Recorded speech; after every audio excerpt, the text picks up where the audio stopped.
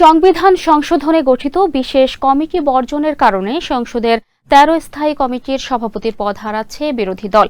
এজন্য বিরোধী দলের অনাগ্রহকে দায়ী করেছেন জাতীয় সংসদের চিফ হুইপ নুরুল ইসলাম মনি। বৃহস্পতিবার সংসদের তৃতীয় অধিবেশনের প্রথম দিনে কমিটির গঠনের কাজ শেষ হবে। এ বিষয়ে বিরোধী দলীয় চিফ হুইপ নাহিদ ইসলাম গণমাধ্যমকে জানান, স্থায়ী কমিটির সভাপতির পদ পেতে বিরোধী দলের সদস্যদের কিছু শর্ত জুড়ে দিয়েছে সরকারি দল। কেবল সংবিধান সংশোধন কমিটিতে অংশ নিলেই এই পদ পাওয়া যাবে। তিনি এও জানান, বর্তমান পরিস্থিতিতে বিরোধী দলের জন্য সংবিধান সংশোধন কমিটিতে অংশ নেওয়ারও সুযোগ বন্ধ হয়ে গেছে।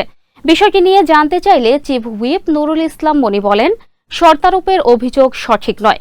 অতীতে সংসদীয় কমিটি গঠন যে প্রক্রিয়ায় হয়েছে এবার তাই অনুসরণ করা হবে। স্থায়ী কমিটির সভাপতির পদ বিরোধী দলকে দিতে সংবিধান সংশোধন বাধ্যতামূলক কিনা জানতে চাইলে তিনি বলেন, সনদ বাস্তবায়নে বিরোধী দল আন্তরিকতা দেখিয়ে সংবিধান সংশোধন কমিটিতে অংশ নিলে সরকারি দল হাত বাড়াবে।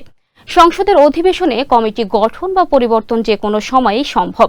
তবে এ বিষয়ে বিরোধী দল প্রথম থেকেই নেতিবাচক আচরণ দেখিয়ে এসেছে। জীবন অবাক না করলে কে করবে? 28% মিল্ক ফ্যাটের অবাক করার সাথে ফ্রেশ মিল্ক পাউডার। জীবন অবাক করুক প্রতিদিন।